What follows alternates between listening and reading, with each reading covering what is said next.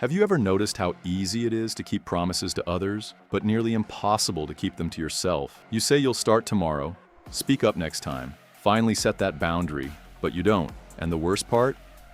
You've gotten used to it, and that's the real reason you don't respect yourself. Not yet. Imagine someone lies to you every day. They say they'll show up for you. They don't. They say they'll protect you. They don't. They say this time will be different, and it never is. How long before you stop trusting them? Now ask yourself, how many times have you made a promise to yourself and broken it? I'll get up early. I won't answer that message. I'll finally start my own thing. You make the plan. You break it again and again.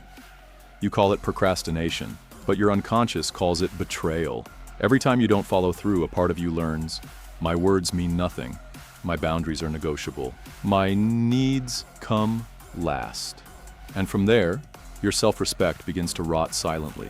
Not because you're lazy, but because you've taught yourself that you don't matter enough to honor. Here's the other poison. You crave being liked more than being respected. So you bend, you shrink.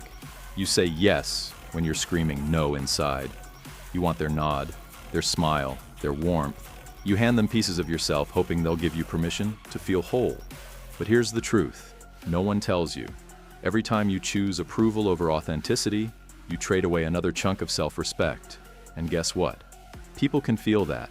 They don't respect the version of you that's always available, always agreeable, always exhausted. Because deep down they know, if you don't value your own boundaries, why should they?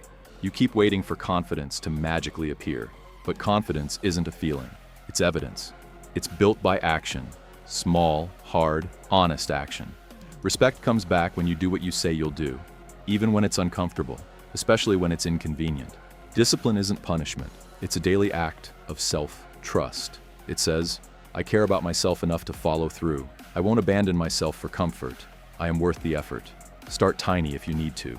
Drink the water. Say no to the thing you hate. Wake up 10 minutes earlier. Keep one promise. Just one. That's how the rebuild starts. With integrity, not intensity. And then there are your boundaries, not the loud, angry ones. The quiet, non-negotiable ones. Boundaries are how you say to the world, I know who I am. They can think what they want, but I decide how I'm treated. I don't need to explain myself to be valid. Most people think boundaries push people away. The truth? They draw the right people closer and reveal who never valued you to begin with. Setting boundaries is how you stop bleeding self-worth to keep others comfortable. It's not cruelty, it's clarity. You think respecting yourself means becoming someone new, but it doesn't. It means remembering who you were before the world convinced you to betray yourself. It means being willing to disappoint others in order to stop disappointing yourself. It means choosing long-term dignity over short-term comfort. And it means asking yourself one hard question every single day. If I deeply respected myself, what would I do right now? And then doing it. Even if your voice shakes, even if your hands tremble, because that moment, that choice, is the beginning of self-respect. You don't need more motivation. You need restoration of trust, of boundaries, of self-worth. Respect isn't something you wait for, it's something you practice. One promise kept, one boundary honored, one truth told. You're not broken, you're just out of alignment with who you know you can be. And the second you stop waiting for permission, the world around you will start responding differently. It always does.